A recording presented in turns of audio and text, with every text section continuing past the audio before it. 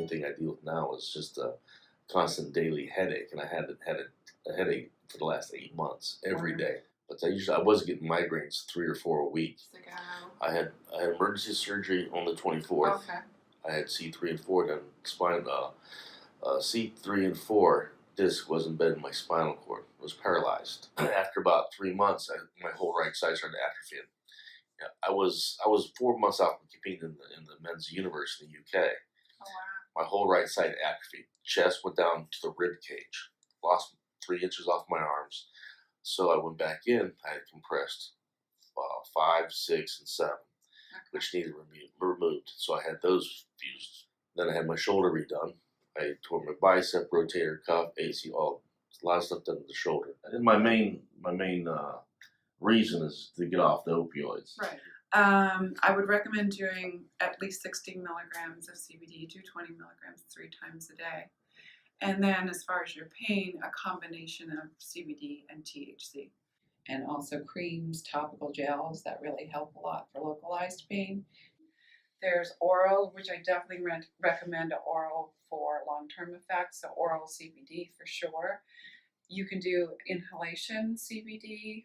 Benefit to that would be if you had a sudden onset of muscle spasm. That would really help that. You start low and gradually increase until your pain's managed and you're still able to function. Makes sense. Right? Okay. I'm going to give you a list of the different dispensaries. One of the strains that's known to benefit migraines is called Granddaddy Purple. I don't know if that's the strain that they have because they don't really talk so much about strains. Right. But I did a lot of research on it, and that's a strain that's really Granddaddy Purple. Granddaddy Purple.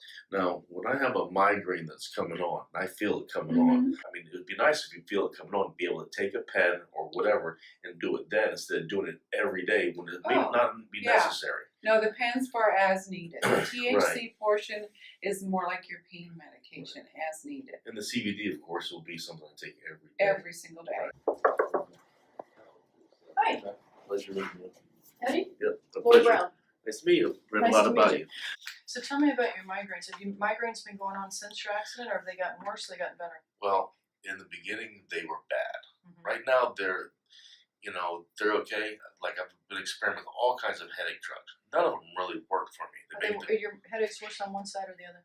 What's that? Are they worse on one side or the other? No, completely. Just the whole head, just the whole from front all the way to the back. So it's not like behind an eye, coming from the it back is. to behind. I mean, it's all over the board. I mean, but daily, I have a daily headache. Right, right's worse than the left. Okay.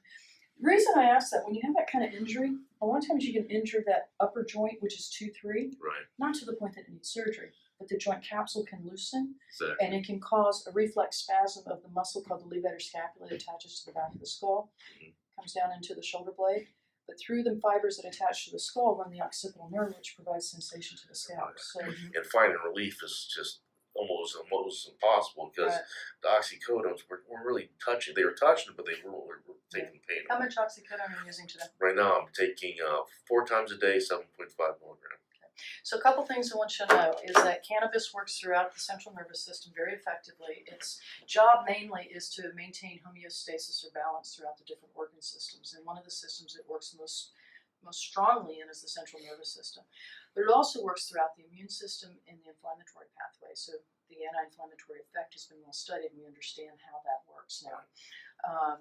We've been successful in taking most of our patients off of opioids, and if we can't get them off of opioids, we've at least been successful in reducing their opioid dose dramatically, and their need for opioids more sporadic as needed instead of everyday schedule.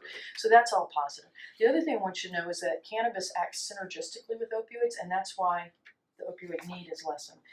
Cannabis also blocks withdrawal symptoms, so we're able to wean down quickly with cannabis, whereas we have to do it much more slowly without cannabis. Yeah, so there's a lot of benefits for it. It's also important that you understand there's different routes of delivery, and there's positives and negatives about those routes of delivery. And I'm sure Paula's probably gone over some of that with you, haven't you, Paula? Yeah. We usually don't start people in capsules right away, only because the doses are high. We don't know how your body's going to handle the different doses, so we start with tinctures to titrate your dose to find out where your mean dose is going to be, and then we can always transfer you over capsules or something edible. If you take a capsule, it goes obviously through the gut, and then it's metabolized through the liver. And when it goes through that first pass hepatic metabolism, THC is actually converted to something called 11-hydroxy-THC, which actually binds to the CB1 receptor stronger and longer, so it's a little bit more effective. Right. Okay, Makes sense. so we'll probably try to get you there.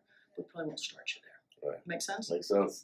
So we're going to want you to use something that's around the clock, so that we can get the pain consistently controlled, and then give you some opportunities to use something that you can use as needed for breakthrough as well. Right. Okay.